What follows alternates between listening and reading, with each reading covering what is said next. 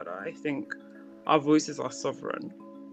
Ideas that we have are gifts, and we can either choose to build on these ideas in our minds by articulating them and co-creating something with other people, or we can choose to just have them just die in here.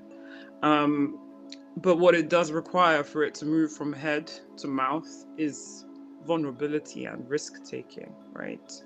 Um, and that's the challenge, is that a lot of us don't feel like we belong in certain spaces. I can speak for a fact that I've been an outsider in many different circles, right? And so for the longest time, I didn't even realize at the time, and it wasn't necessarily because of what other people around me would say to me or do to me.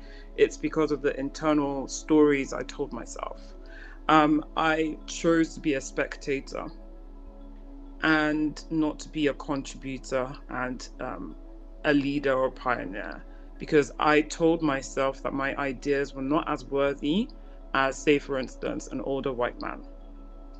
And it took me a very long time to realize just how damaging that is. We now look around in society and we see that society is only embodying very few people. And why is that? Because so many of us have silenced ourselves. But our voices are sovereign, like I said. Our ideas are gifts.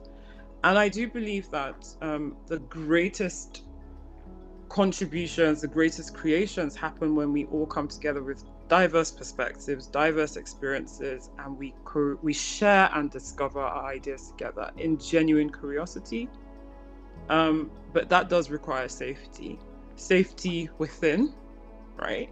That I belong here, my ideas belong here, my mistakes belong here, but also safety without that. As I'm sharing my ideas, Catelyn is not judging me. She's curious. She might not agree, but she's curious. And so I do think that our voices are so important. I see it on a day-to-day basis where people only want to project their voices in spaces where they feel comfortable, where they have an affinity. Say for instance, I'm part of next gen communities where amongst next gens we share our ideas and our voices, but we don't necessarily take that to spaces with the older generation.